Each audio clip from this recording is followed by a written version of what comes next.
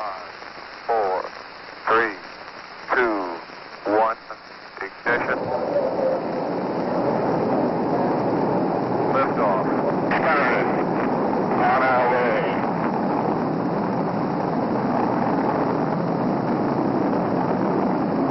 Say again, Gemini 5? That's on stage 2. What, you lost hips on stage 2? The air was fair at Cape Kennedy. Lacy clouds in a warm August sky. As Gemini 5 took off for space, where there is no weather at all. The only problem, a leaky fuel cell threatening to cut their flight short at the start. It didn't. But out in the Atlantic, something else was brewing. A rising breath of wind, soon to be known as Betsy.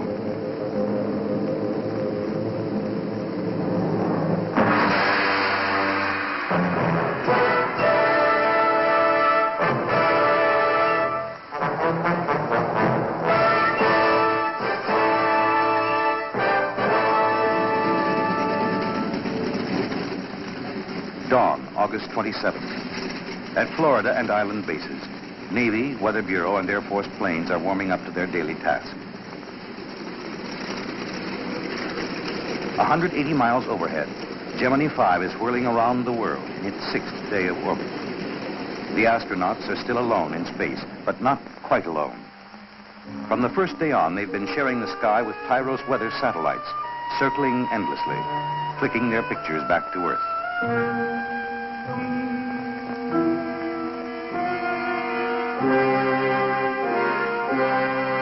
And at mid-morning on the 27th, both Tyros 10 and a Navy weather plane make a discovery.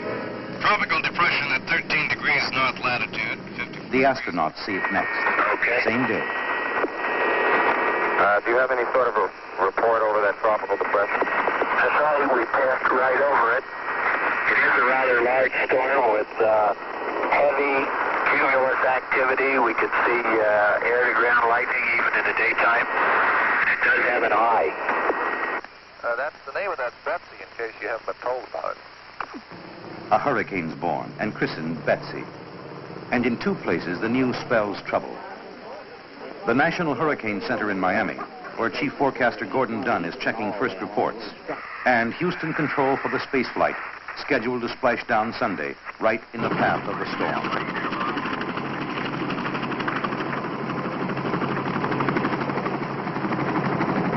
First victim of Betsy, Gemini 5. Its 8-day flight is cut one orbit short. The landing area is changed. Cooper and Conrad splash down safely into a sunny sea.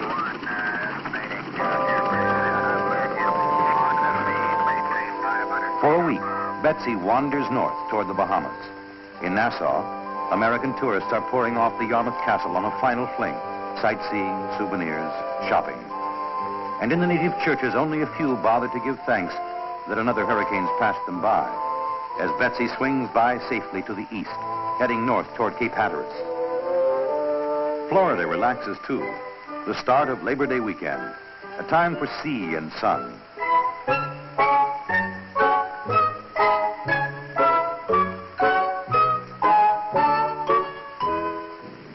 But for the Weather Bureau and the hurricane hunters, it's no holiday at all.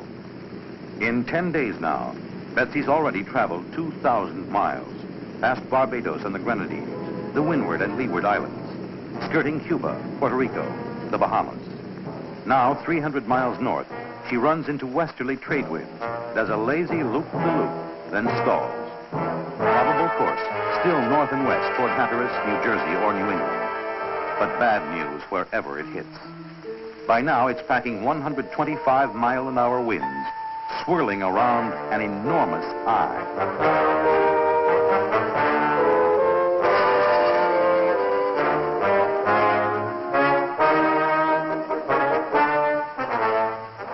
Suddenly, on Sunday night, Betsy runs head-on into a high-pressure ridge, turns into a Yankee hurricane, traveling south and coming fast back toward the Bahamas.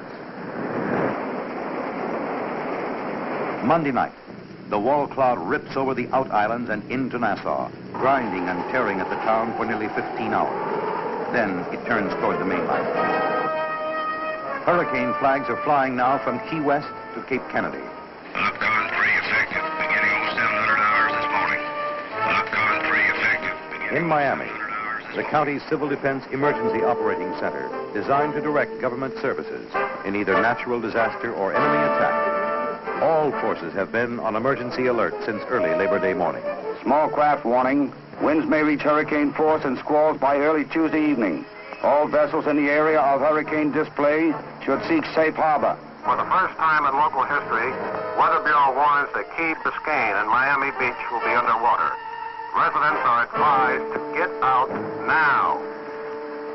All groceries, hardware stores, and lumber yards now closed for the holiday are urgently requested to reopen so the public can lay in food and emergency supplies. If you're boarding up, be sure to use strong lumber and nail securely. Check trees and shrubbery. Remove coconuts from nearby palm trees.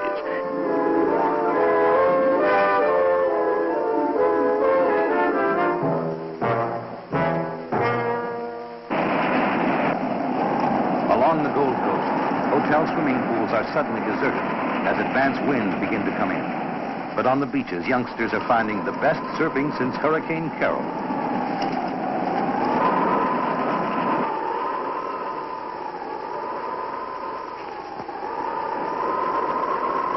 Fair winds for the skateboard sailors, too.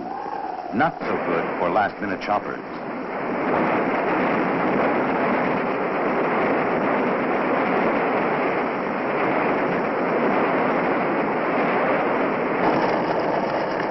By nightfall, winds have turned to driving rains.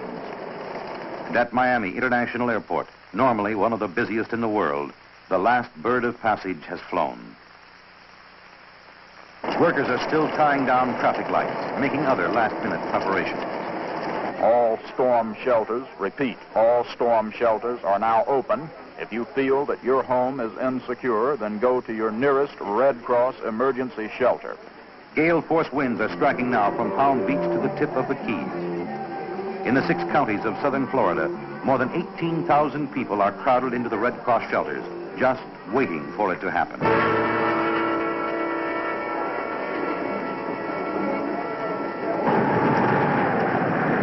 Betsy is here. Gusts now topping 100 miles per hour. Tides 3 feet above normal in the greater Miami area. And escape routes will be cut off shortly. Unidentified female reported electrocuted by a fallen power line. Rescue squad to 1721 Northwest 17th Place. Family now reports water swirling around their bed.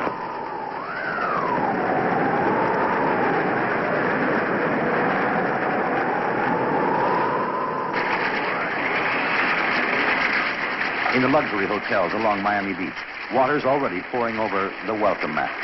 Our mobile unit just reported fish swimming down Collins Avenue. Fish and eels swimming right down the main drag of Miami Beach. Conservation 85 to Marathon. Could you advise if State Road 5 is passable to Isla Mirada south of the Key Largo area? Last report I have is the road is washed out in 2 places. A long night for civil defense.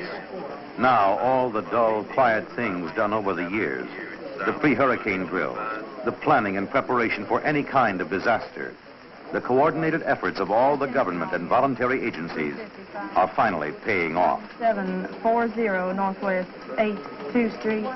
Roof blown off a house. There are injuries. Some hotels on beach badly damaged. Some 3 debris. Several houses. Betsy, with her hurricane winds, is on the Florida mainland. She is also on Key Largo. At dawn, the eye of the hurricane crosses Key Largo, heading west.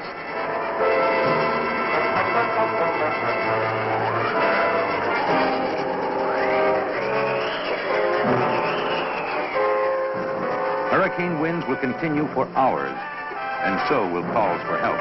Flooding in the Arvada Parkway area, you need some amphibious ducks. Right? Are there any injuries involved? Only evacuation. Angelique to Southwest 5th Avenue and 3rd. 4 families marooned.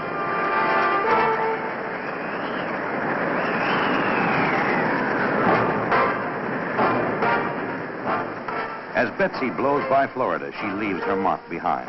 Damage, around 140 million. Several dead. 4,000 homes wrecked or flooded out, plus smaller losses. On Riviera Beach, a bigger whale's been grounded.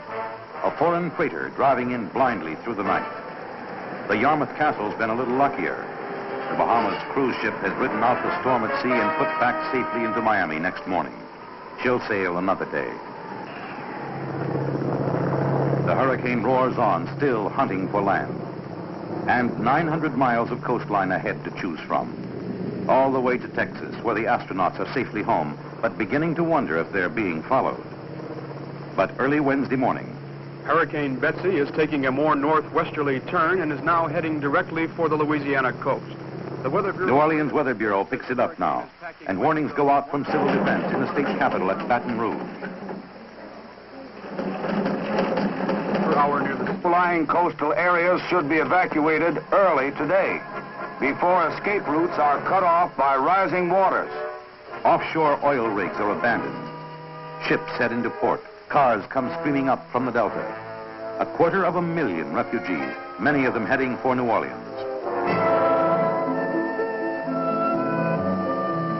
For New Orleans itself, there's literally no place to go. It's surrounded by river, lake, and swampland. So the town boards up and battens down in the shelter of its levees. Already, its Civil Defense Emergency Operating Center is manned by nearly 200 people, representing all the city's emergency services. Near dusk, Mayor Victor Skiro comes down the stairs to hear disturbing news. Be advised, an extremely dangerous Betsy is headed toward New Orleans. Serious flooding may occur just south of Lake Pontchartrain and Jefferson by Orleans Parish, as a strong northerly wind force water on the seawall. Chief, we're expecting 12 feet of water in this area, over the lakefront. Charlie Erdman, the city civil defense director. Down, we get in shallow water. What of our preparations in this area? Now, I would suggest this, that we evacuate these people from this parish line to the Wrigley's, and from the lakefront to Florida Avenue. Lake Pontchartrain, the huge, shallow, treacherous lake lying just north of New Orleans. If the eye passes east of the city, the hurricane's counterclockwise winds would scoop the lake clear over the levee. The mayor's warning goes out.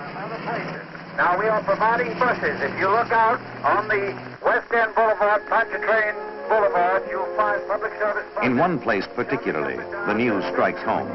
The Berrios home on Wingate Drive, just a few blocks south of the lakefront. For nearly 6 years now, Gene Berrios has been half paralyzed by polio, dividing his days and nights between an iron lung and a rocking bed. Both needed nearly every minute of the day to keep the breath of life in his body. If hurricane winds knock out the power lines, the equipment will stop. Or if water starts pouring over the levee, he'll have no chance of escape. Hello, Mama. Let me talk to Henry a minute. Yes. Mrs. Berrios calling her brothers for help. Hello, Henry. Listen, this is Mona. I have to have some way of getting Gene to the hospital this afternoon, and I was wondering if you and maybe one of the other boys could help, you know? No, as soon as possible. Yeah, well, that'll be okay as soon as he gets home from work, but I want you to hurry up now because it's important. Other distress calls are beginning to pour into the emergency operating center. Registered nurses. If you want any available for duty tonight, to report to 2000 Tulane Avenue. You need gasoline at You are providing buses? Run the auxiliary generator? All right. We'll try to get you 50 gallons. You mean your wife's having a baby right now? Can't you get her to a hospital? No, hold on. We'll get a doctor on the line. The doctor's Rodney Jung, the city health director, being called on to tell a frightened young father how to deliver his very first baby without training or forceps or fainting. Too late, under rising wind, the phone line's already gone dead. Time growing short. On Wingate Drive, Mona Berrios is getting her husband ready for the trip to the hospital. Out of the bed and into the wheelchair, getting him dressed, and worrying over what's keeping her brothers. When will they get off work and get here? Finally, time to go. Out toward the door. And then goodbyes to Cindy, the baby of the family, his sons, and his wife. To escape the flood, they'll all be going to a sister's apartment in another, safer part of town, the Gentilly section in the southeast quarter of New Orleans. Jean is heading for Charity Hospital.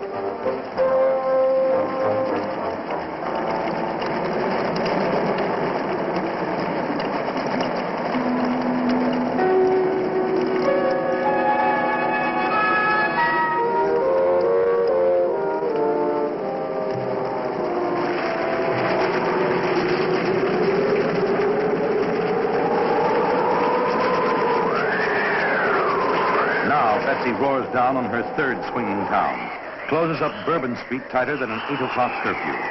And, unpredictable to the very last, she veers again. The 9:30 Weather Bureau bulletin says the eye may now pass west of the city instead of east. A last-minute reprieve for the lakefront area. Probably bad news somewhere else. Fire alarm to 306. Your equipment is delayed by fallen trees. You will have to handle alone. No one else can reach you. Have you heard anything about that woman in labor? Have you heard anything about that woman in labor? No, sir. No word yet, but bad news elsewhere, as the hurricane comes sweeping up the Delta. Well, I don't know how long we can stay on this line. All right, just tell us what the situation is right now. We're in complete darkness here now. The eye of this thing, or the greater part of it, must be right here, right now, because there's no surging in the wind. There's one continuous blow.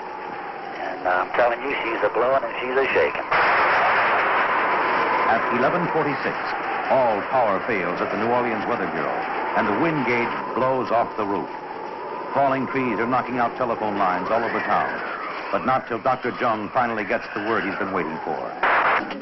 Oh, Dr. Jung, that woman you were worried about having a baby, and both are doing well. Fine.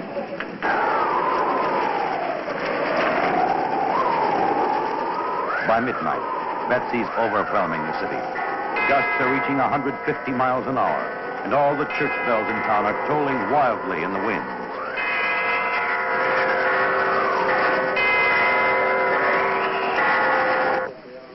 Baton Rouge is next in line. Winds in the Baton Rouge area are increasing in velocity to hurricane force with winds up near 100 miles per hour by 1:30 a.m. In the State Emergency Operating Center, Governor John McKithen and his staff, Disaster Coordinator Leon Gary, and Civil Defense Director Marshall Capel are working with Red Cross, Public Health, and Salvation Army, the welfare groups, and National Guard. Emergency calls are pouring in from all over the state, including one from National Guard headquarters at New Orleans. Jackson Barracks to Baton Rouge. Baton Rouge. Flooding now at Jackson Barracks. You're kidding. No one's kidding. Betsy's bringing in danger from a totally unexpected quarter. Her winds are pushing a 16-foot wall of water out of Lake Bourne in the Gulf, the greatest tidal surge in Louisiana history. Sweeping over the Delta, Plaquemines Parish, St. Bernard, topping the highest levees, roaring across the Industrial Canal into the southeast section of New Orleans. No one knows the full size of the disaster yet. In Betsy's wake, there's only darkness, confusion, and death.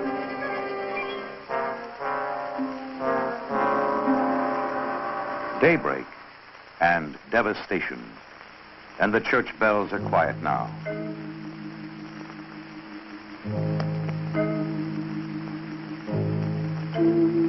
Hurricane winds have done their worst.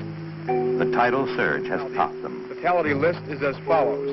25-year-old Mrs. Joanne Mayu. Her body was found in the Franklin Avenue ditch. She was swept away by floodwaters in the flooded area. People are still being pulled off roofs and out of the water. Another small Dunkirk. I saw just a big wave coming right at the house. It looked like it's taller than the house. And I heard from my husband, and he ran. My brother-in-law called the same door he got the last call through. And he screamed, "Tell him to get out. The levee broke." Well, we swam down the apartment. It was flooded to the second floor, and they lifted us into the boat. the water was coming that high. Another 25,000 refugees to swamp already overcrowded shelters. Well, San Bernard held its own, by golly. Well, you seem pretty happy for the I got my full precious possessions out, my children. You ever seen anything like this Never before? have seen anything like this before, no, sir. Never have, and I hope I never see it again. My children are staying down at my sister-in-law's because I don't want to bring them in here. It's that bad. Oh, By mid-afternoon, the presidential plane is on its way from Washington, swinging out over the Gulf, then up the Delta, flying low, following Betsy's trail of destruction. Grand Isle, where the hurricane first made landfall, nothing left. Up the Mississippi, houses swept 5 miles from their front door steps.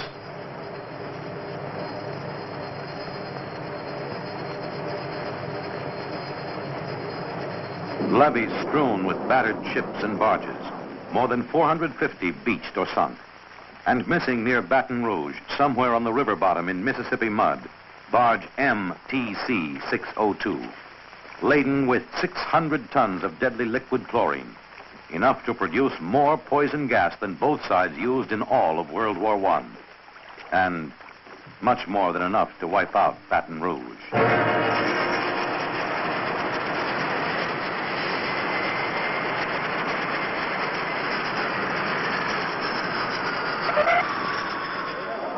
At 5 o'clock, Air Force One lands at New Orleans, bringing the president, his aides, and leaders of the Louisiana congressional delegation to survey the damage, see what needs to be done.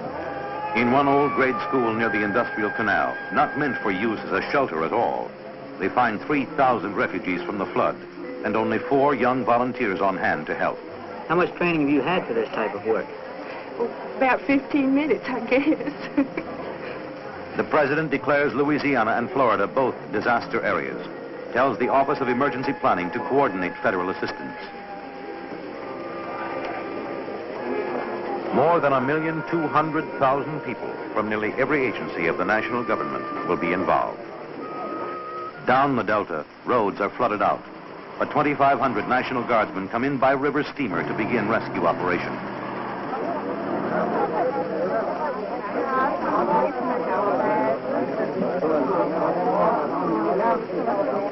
Coast Guard helicopters are flying more than 2,000 missions. The military choppers are matching them. Red Cross is flying in staff from all over the country. And with them, to help in this overwhelming task, come hundreds of health and welfare workers on loan from other states and cities, the other voluntary agencies. Captain Ward of the Salvation Army has placed an urgent request for clothing of any kind, especially children's clothing, blankets, diapers, food, and money, to purchase clothing. A refugee city is being created at the Algiers Navy facility. More than 12,000 people will be bedded down, fed, and cared for at the Algiers Naval Station by nightfall. The Army is providing field kitchens, bedding, and latrines, and the Red Cross is providing the transportation for these evacuees. Officials of Plaquemine Parish have requested that all persons entering Plaquemine Parish by boat must stop at Del Chase School for typhoid shots.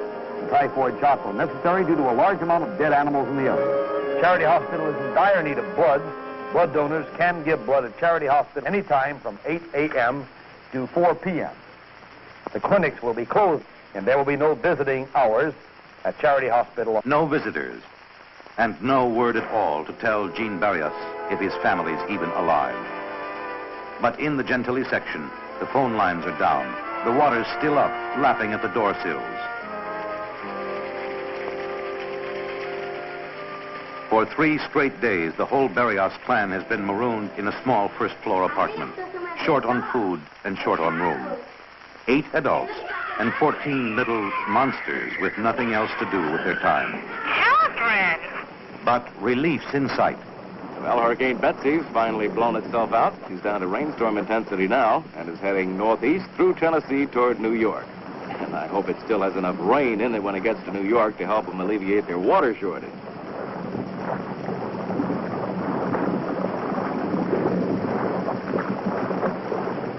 And finally, the pumps are taking effect. In Gentilly, at least, the water level's falling. And for the first time in 4 days, it's possible for Mona Barrios to get out. Call Charity Hospital. Honey, it's Mona. After all the worry, the family's safe and coming home tomorrow.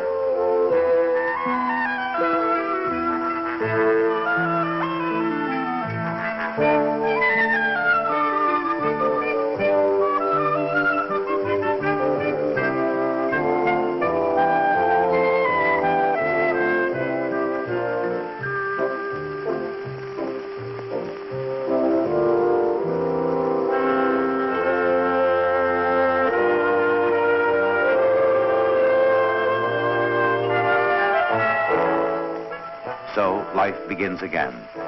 People starting all over. Just how bad is it with you? Well, I'll tell you, we're down, but we're not out. You're not out of it. Right. What happened to you first? What about your family? I mean, everybody They're got all safe. And we'll rebuild. You will rebuild? Oh, yeah. You don't think this will knock you out, Brian? No, indeed. We're going to build a levee higher and have a prettier community. How do you feel about it? I always do want to redecorate. Did you? Yeah. A man who dealt with a dozen major disasters said it. There isn't a city in the world that could handle anything as big as this alone. It's just overwhelming. But there isn't a city in the world that may not face the same sort of thing someday. Major disaster in one form or another, and have to be organized to meet it, using resources from many public and private agencies. And at New Orleans City Hall, they're working around the clock. Civil government in emergency, meeting the needs of its people, fighting 1,000 problems at once. Welfare assistance for victims of the flood.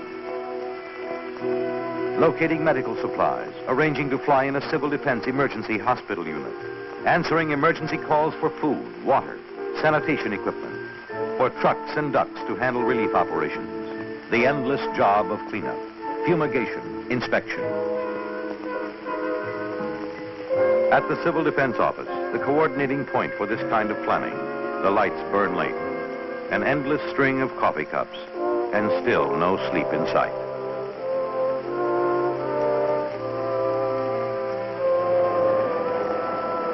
Betsy's final bill won't be in for months.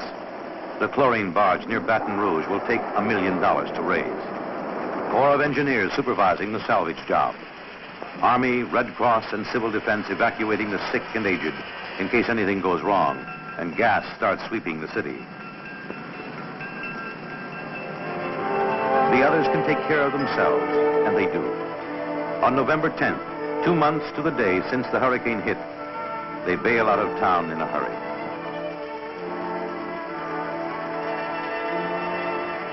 But 602 will rise again, and so will Louisiana. And Betsy, long gone. After 16 days and 3,000 miles, whistling out through the woods of northern Louisiana, Arkansas, Tennessee, to die next day in a simple whirl of dust. The danger over at last, till the next one comes along.